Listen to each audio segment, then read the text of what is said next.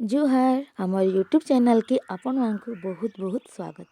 जेनता कि आपण मैंने देखी पारुछन आज रान्ना आम गोटे नुआ प्रकार हिसाब से गुआर सेमियार आलू भजा। तो आमर वीडियो के लास्ट तक देखुन और कमेंट करबे।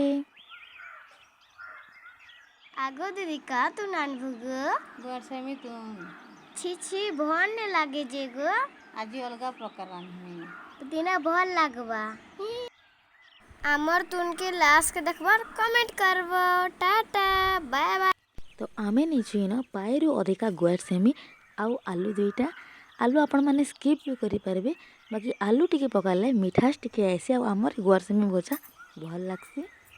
तो आम गुआर सेमी के हाथे एका छिड़ेदेमा दुई खंड कि आपण मैंने जिते खंड कर चाहिए करेंगे गोटे गुआर सेमी के आम देखुन एडे फिश करूँ आउ आलू के भी गुआर सेमी आकार काटिदेमा ताकि देखा कि दुईटा सेम साइज्र थे। देखुन आमर आलू आ गुआर सेमीटा पूरा कटा एक रेडी अच्छी। एबे आम टिके तेल भाजीदेमा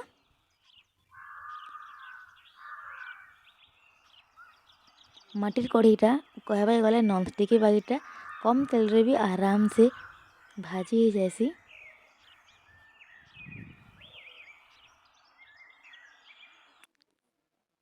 आमर ई प्रकार हिसाब टिके आपण मैंने गुआर सेमी रांधि कर देखिए नि खाइला लोग भी आराम से खाई पकाबा।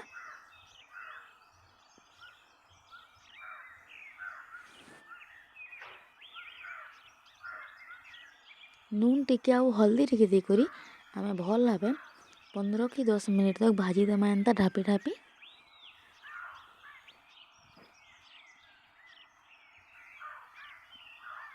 दस 15 मिनट हो गलान आम मझीरे एंता घाटी घाटी दौथिनु। देखुन आमर गुआर सेमी और आलूटा पूरा भल भाव सीझी गलान गोटे जगार ताकि काढ़ी नमा गोटे चेक करमा। देखुन केते सुंदर हिसाब आमर गुआर सेमीटा सीझी जाइए। देखुन एबे आमे तार ग्रेवी बनामा जेहेतु आम पखाल भाते खाएमु तो आम छुपछुपिया बनईछु। और यदि आपण मैंने रुटी थी खाइबे कि गरम भाते खाइबे बोले आपण ग्रेवी मोटा बन पारे जेमती कि अधिक अधिक सामान नेबे। आम प्याज टिके खाली अधिका नहीं जेहेतु प्याज मिसाइले बहुत टेस्ट आसी। तो दुईटा बड़ प्याज कटा नहीं आम प्याज लाल हो गलान इथे देमा आम बेसर बेसर रे नहीं आम जीरा धनिया सुरसो टिके लहसुन आउ मिर्चा।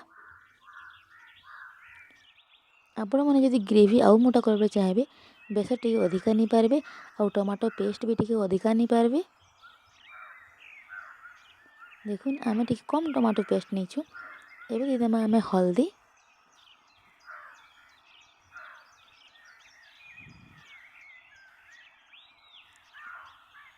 तापर देदेमा आम टिके मिर्चा गुंड टिके स्पाइसी करबार अच्छे।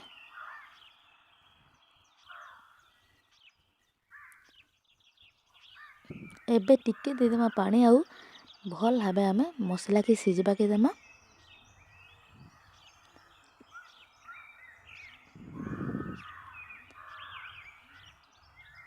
आमर मसला पूरा सिझी गलान एबे देदेमा आम आमर भजा होता गुआर सेमी आउ आलू और इटा के भी आम 1 मिनिट तक मसला रे आम एंता भाजुथिमा ताकि मसलार सबू फ्लेवर आमर गुआर सेमी आउ आलू निके पलाबा आउ आमर टोड़की गला सेटा बहुत स्वाद लगुथुबा। तो देखुन 1 मिनिट तक एंता आम चले देना न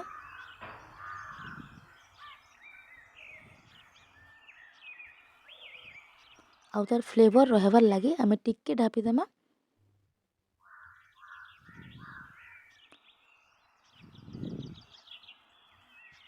आमर तुनटा पूरा रेडी आम निनी छुआ खाइबार लगी पूरा तहकी गलान। देखुन ताकि आम बाढ़ी देमा आम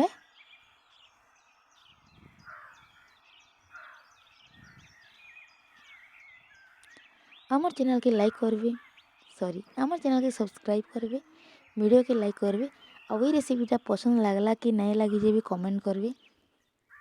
देखुन खाली गुआर सेमी तो नहीं खाइबा से बड़ी चूरा नहीं पखाल भात बड़ी चूरा बहुत भल लगसी।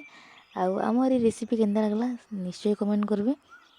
सब्सक्राइब यदि नहीं कर पाता सब्सक्राइब कर देबे आउ आपण मानकर सांग मानकर संगे भी शेयर करबे।